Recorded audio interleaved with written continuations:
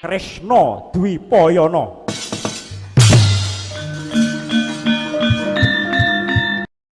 Oke, Bismillahirrahmanirrahim. Assalamualaikum warahmatullahi wabarakatuh.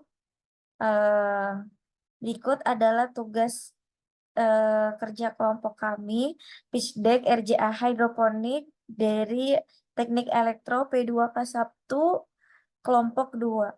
Di sini saya ingin menyampaikan hasil tugas pitch deck saya dan teman-teman sebagai judul berikut. Nah, yang di sini dibahas adalah tanaman hidroponik dengan layanan penyedia sayur segar.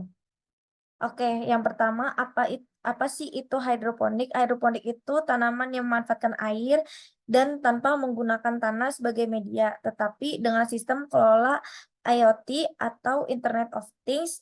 Jadi sistemnya itu internet. Dari sebelah sini ada gateway enable greenhouse automation-nya, cara biar gimana sih caranya hidroponik itu bekerja dan eh, melakukan struktur sama strategi apa yang pertama dia sumberkan. Yang pertama di sini dari proses manajemennya udah pasti harus udah eh, harus udah jos, sama IoT gateway-nya juga harus udah jos. Di sini diambil dari matahari ke tanamannya, dari matahari ke tanamannya nanti kita pakein pH stabilization, disinfektan, fertilizing dosin. Jadi gimana supaya tumbuhan makin bagus dan makin layak untuk di dipelihara atau digunakan dan dirawat gitu. Yang ketiga, visi dan misi dari hidroponik sendiri.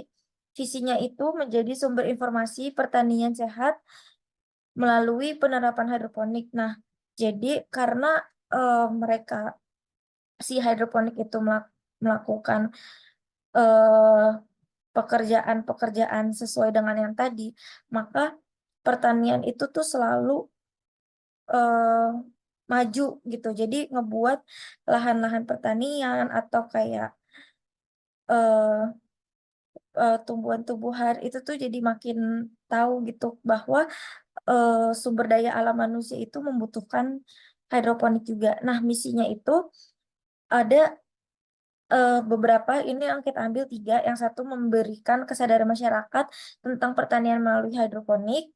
Yang kedua memberi edukasi ke masyarakat tentang pertanian melalui hidroponik. Jadi edukasinya itu gak hanya kayak eh, memberitahu kelebihan-kelebihannya, tapi kita juga mengetahui bahwa banyak ada banyak eh, kelebihan yang harus diperhatikan dalam merawat hidroponik juga itu. Dan yang ketiga, mempromosikan hidroponik agar penerapan hidroponik menjadi efektif di kalangan masyarakat. Nah, di sini ada masalah sama solusi yang dihadapi di civil hidroponik ini. Yang pertama, soal masalah luas lahan pertanian yang terbatas. Karena hidroponik ini gak selalu semuanya harus serba, kita mempunyai kapasitas dan mempunyai ukuran lahan tertentu. Jadi luas lahan itu terbatas. Dan yang kedua, panen yang tidak sesuai harapan faktor cuaca. Apalagi di bulan-bulan sekarang itu masuk ke musim hujan, jadi matahari tidak mendukung. Dan yang ketiga, penyiraman pupuk yang tidak merata. Dan ini harus lebih diperhatikan lagi oleh kami. Jadi nanti kita akan melakukan quality check untuk dipastikan bahwa semuanya itu sudah tersiram dengan rata. Yang keempat, sering terjadinya hama pada tanaman yang tanaman-tanaman yang tertentu gitu.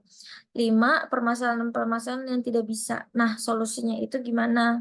Nah, kita juga mempunyai solusi masing-masing nih. Yang satu itu tidak membutuhkan lahan yang banyak. Sebenarnya selain eh, lahan pertanian terbatas, kita juga mempunyai tujuan yang jelas kenapa kita nggak boleh atau nggak membutuhkan lahan yang banyak karena balik lagi ke hidroponik tadi, untuk merawat hidroponik sendiri itu tidak mudah. Yang kedua, panen bisa diperkirakan tanpa melihat cuaca. Sebenarnya kalau misalnya eh, tanpa diperkirakan tanpa melihat cuaca pun bisa, karena sekarang udah ada Google Weather yang menentukan bahwa cuaca itu diperkirakan oleh BMKG. Jadi kita bisa sesuai dengan perkiraan data aja. Yang ketiga, penyiraman pupuk merata karena sudah diatur dalam sistem IoT. Yang balik lagi ke sistem awal, karena sudah diatur dalam sistem IoT, jadi kita harus memastikan aja nih bahwa emang penyiraman pupuk ini tuh udah semuanya udah tertutup dan udah harusnya udah dipastikan untuk tersiram semua. Yang keempat, fleksibel dalam segi waktu karena tidak perlu penyiraman secara manual atau tradisional yang harus benar-benar yang kayak untuk mengecek lagi atau kita berkali-kali nyiram lagi itu sebenarnya nggak perlu. Jadi nggak, beberapa tenaga manusia itu tidak terlalu dipakai. Nah, yang kelima, inovasi bisnis. Nah, produk kami itu tuh udah jamin kualitasnya itu tuh tinggi, bagus, seger, jaminan 100% halal. Nah, selain itu, kita juga menyediakan sayur untuk memenuhi kebutuhan rumah tangga, bisa memberikan edukasi seputar hidroponik gitu, kayak produknya ada bayam, kangkung, selada, pakcoy. Selain bisa masak, mungkin dari eh, pelanggan tersebut bisa memelihara kembali gitu. Jadi bayam, kangkung, selada, pakcoy ini mungkin untuk ibu rumah tangga bisa dipastikan bahwa bayam, kangkung, selada, pakcoy ini menjadi kebutuhan rumah tangga dan untuk keperluan sehari-hari seperti memasak. Dari CV Reja Hydro kita mempunyai beberapa keunggulan, yaitu kualitas tanaman bebas penyakit. Maksudnya di sini kualitas tanaman bebas penyakit yaitu kita sedikit tidak mengaburkan pestisida ya. Lalu yang kedua, tidak terkendala cuaca juga karena di sini kita aman dari segala cuaca. Yang ketiga juga meminimalisir area penanaman. Yang keempat, sistem penyiraman pupuk bisa dikontrol dari jarak jauh. Maksud di sini yaitu untuk digunakannya IoT karena bisa dikontrol dari jarak jauh. Lanjut slide ke-7.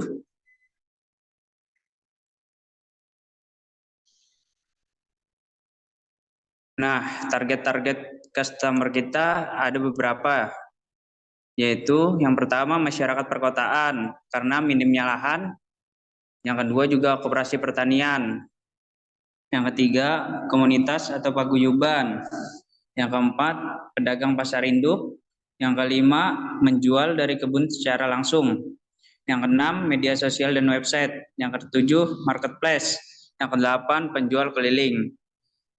Dari beberapa persentase penjualan kita, sini ada masyarakat kota ya, dengan masyarakatnya karena kurangan lahan. Lanjut slide. Perbandingan kompetitornya. Di sini kita mempunyai keempat keunggulan tadi. Jika dibandingkan dengan hidro-hidro tempat lain, kita bisa diadu untuk kualitas serta kuantitas kita juga sudah banyak ya. Serta penjualan juga sudah meningkat tajam. Baik, selanjutnya akan dilanjut oleh teman saya yaitu Bapak Topik. Pada Bapak Topik dipersilakan. Baik, Terima kasih rekan-rekan. Di sini saya akan menjelaskan tentang CP dari RJH Hydro itu. Pertama itu harus ada modal awal dan biaya operasional. Dan di sini kita untuk modal awal itu dibutuhkan untuk pertama yaitu bahan baku, media alat IoT dan lain-lain. Di sini bahan baku itu termasuk semacam kayak paralon, terus media tanamnya, yang lain-lain, air, kebutuhan yang seperti itu. Media IoT-nya itu bisa diaplikasikan nanti bermacam-macam. Terus untuk biaya operasional kita membutuhkan yaitu media tanaman ya, yang tadi sudah disebutkan oleh saudara Jipa.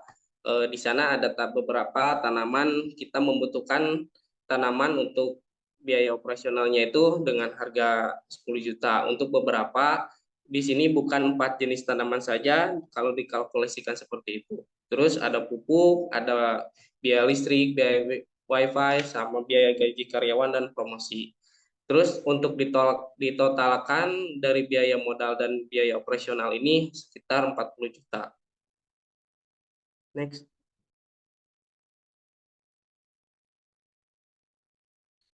Terus untuk pendapatan dari RJ Hydro ini, kita di sini ada beberapa paket yang kami jual. Itu pertama itu ada paket basic, terus paket standar dengan paket premium. Dan untuk target kita untuk per bulan itu untuk jenis paket basic sekitar 15 paket, yaitu 15 paket dalam artian itu harus terjual dengan 15 paket per bulan.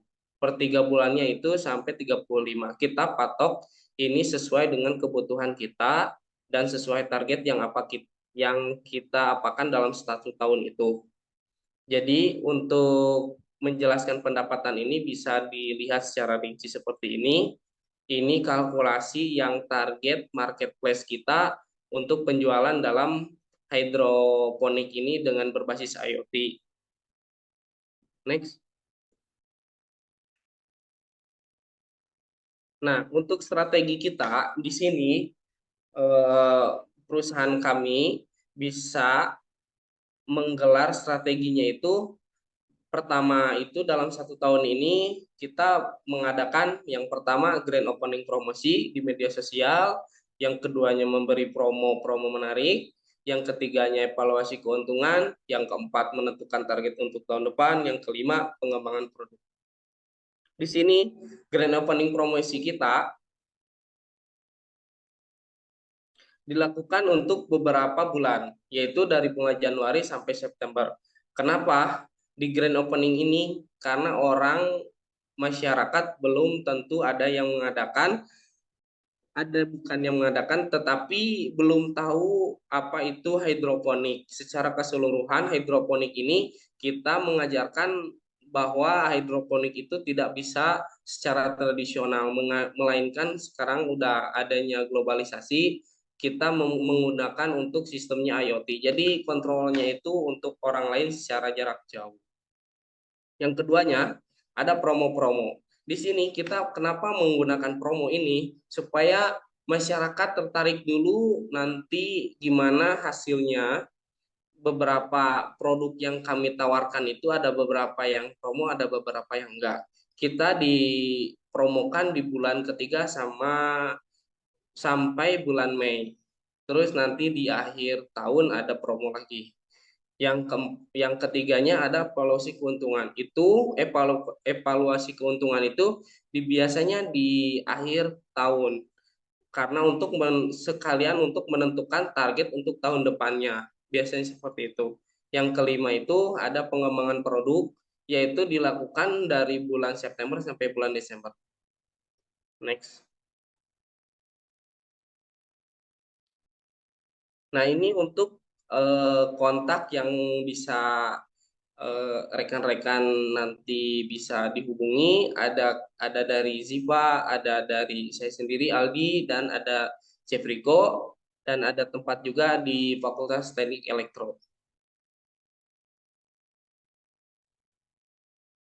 Terima kasih untuk dosen pembimbing kami, yaitu Dr. Susestia Herawati dengan Pak Abrianto.